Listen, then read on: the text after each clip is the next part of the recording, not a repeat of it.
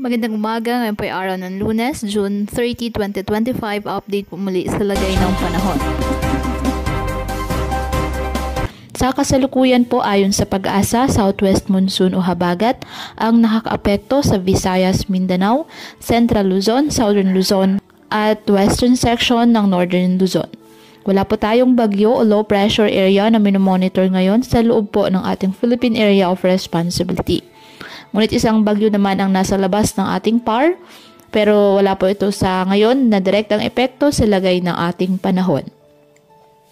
Ngayong araw dulot ng habagat, asahan po ang maulap na halangitan na may kalat-kalat na mga pagulan at thunderstorms dyan po sa Metro Manila, Visayas, Zamboanga Peninsula, BRMM, Soc-Sargen, Pangasinan, Zambales, Bataan, Cavite, Batangas, Occidental Mindoro at Palawan.